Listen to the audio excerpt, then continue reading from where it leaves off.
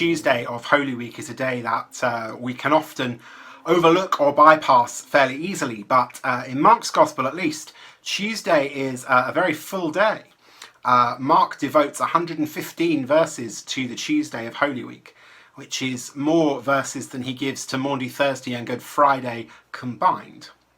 But today I want to just zero in on one particular scene that we see in this day, the account of this day, in chapter 12, verses 13 to 17. The Pharisees and the Herodians are sent to Jesus to ask him a question, to challenge him. And you would think that these are two groups of people that would not usually be found working together. The Pharisees were a Jewish movement committed to the intensification of traditional religious practices. They are under the covenant of God's people. They are part of the resistance against the Roman imperialization. They just want that to happen in a very specific way. The Herodians, we don't know very much about, but the name suggests they were supporters of Herod. And Herod, of course, was the puppet king of Rome. So it seems like these two groups have absolutely nothing in common, apart from the fact, perhaps, that for both, Jesus challenges the status quo. He challenges their authority. And so they ask him a question. They come with a long fawning prologue where they compliment Jesus with their tongues in their cheeks a little bit. You know, we know that you are sincere. We know that you only teach the truth, etc. This false flattery. And then they ask him, is it lawful to pay taxes to the emperor or not? Is it lawful to pay taxes to Caesar? And this is a volatile question. The Jewish homeland had been part of the Roman Empire for about 90 years, and Rome required an annual tribute from the Jewish people. The local authorities were responsible for its collection. And this included a per head tax levied on adult Jewish men, but there were also taxes on land, there were taxes on agricultural production. The empire essentially profited from the land that it conquered. And as we mentioned in our Zoom service on Sunday, you know, these taxes were economically burdensome on the Jewish people. But it was also symbolic of their lack of sovereignty. And as the Pharisees and the Herodians asked Jesus this question, they set a trap for him. Because either answer gets Jesus into trouble. If Jesus says, no, don't pay your taxes, then he'd be charged with advocating denial of Roman authority. This is sedition, this is treason.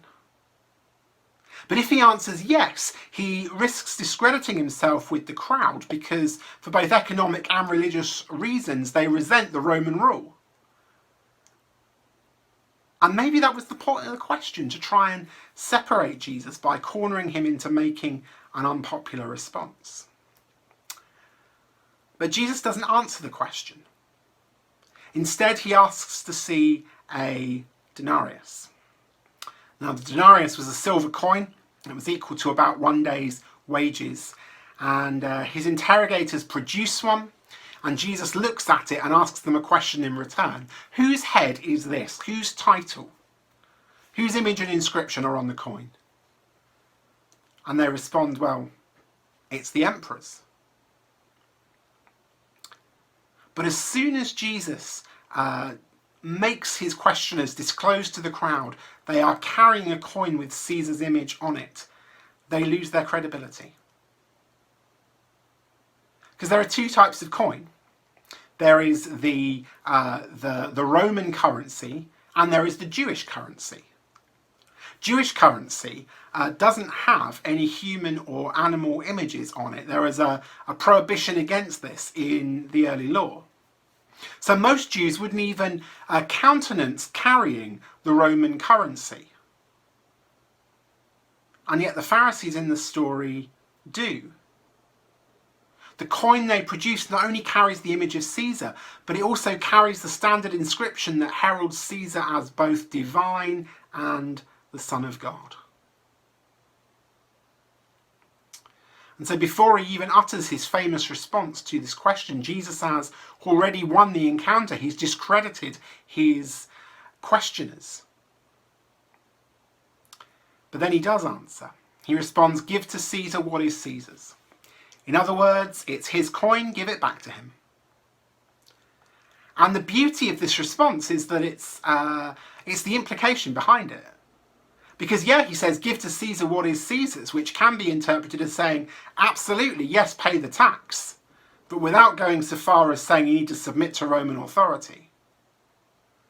But it could also be a subtle message that says something along the lines of, you know what, send this stuff back where it came from.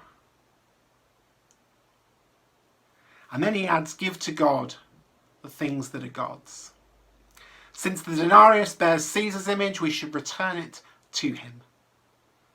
But everything that bears God's image should also be returned to God. And if every person is created in the image of God and owes their very life to him,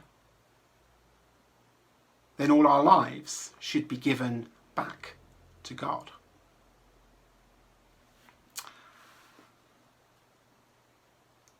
Maybe what Jesus is getting at is that the sacrificial system that we talked about a little bit yesterday, that was supposed to be a way of getting to God, this system needed to be superseded by something more complete.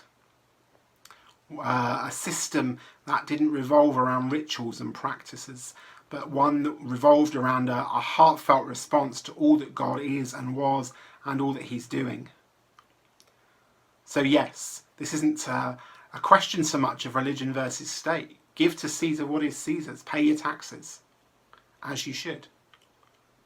But don't forget that you're made in the image of God, and therefore give to God what belongs to him.